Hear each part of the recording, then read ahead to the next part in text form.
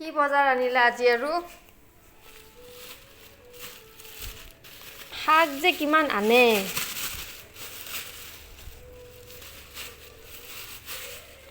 শাক এটো কি আনিছা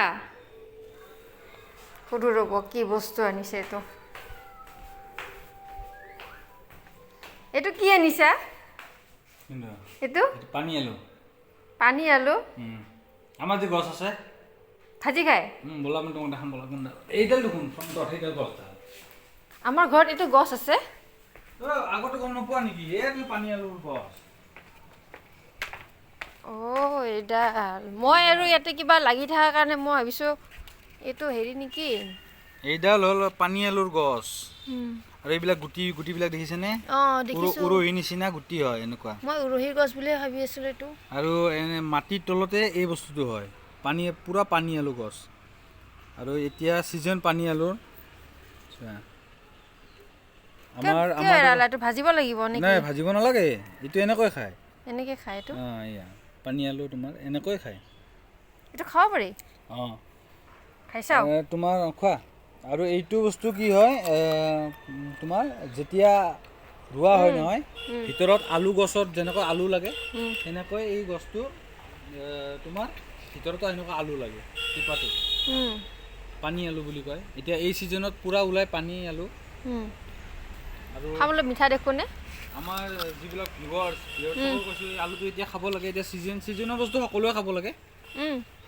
এনেকুৱা সৰু চক এনেকুৱা উৰহি নিচিনা লাগে মইতো সেইকাৰণে উৰহি গছ বুলি ভাবি আছিলো আৰু আমাৰ পাহৰীয়া জাগা যিহেতু টান হৈ যায় এতিয়া খৰালি কালত বাৰিষা কালত হ'লে এইটো আলু বহুত ডাঙৰ হয় আৰু বালিয়া মাটিত আপোনালোকে ৰুলে বহুত ডাঙৰ হ'ব আমাৰ এইবিলাক মাটিত সৰু হ'ব আৰু জাগাও কম আৰু জাগা কম যিহেতু এইবিলাক আলুবিলাকো ডাঙৰ লাগে চাঙি হ'লে মোৰ এইখিনি জেগাতে কি ধুনীয়া কৰি হৈছে চাওকচোন এইখিনি জেগাতে ইমান ধুনীয়া কৰি হৈছে আলুডাল মানে এটা গুটি ৰুইছিলোঁ মাত্ৰ মই খুৰাহঁতৰ ঘৰৰ পৰা আনি আৰু এটা গুটিতে এই আলু গছডাল আৰু এটা গুটিৰ পৰাই আপোনাৰ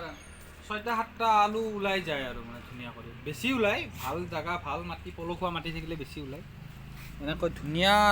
ওলাই যায় এই হ'ল আপোনাৰ পানী আলু এই গুটিবোৰ খাব পাৰিমনে আমি গুটিবিলাক নাখায় উৰহি নহয় এইটো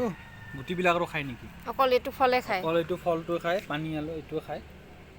এইটো ক'ত লাগিব তলত লাগিব নেকি মাটিত এইটো এতিয়া বজাৰত লাগে আৰু ঘৰত ৰুলে মাটিৰ তলত লাগিব মই এতিয়া বজাৰৰ পৰা কিনি আনিছো খাবৰ কাৰণে সিজনৰ বস্তু চৰ্দি লাগি থাকিলে নাখাব কাৰণ ঠাণ্ডা বস্তু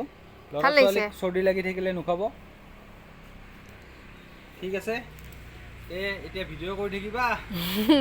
ভাত বনাবলৈ যাওঁ বলা ভাত বনাব তোমাৰ আৰু ভাত বনোৱা ভিডিঅ'বিলাক বনোৱা যোৱা হ'ব ধন্যবাদ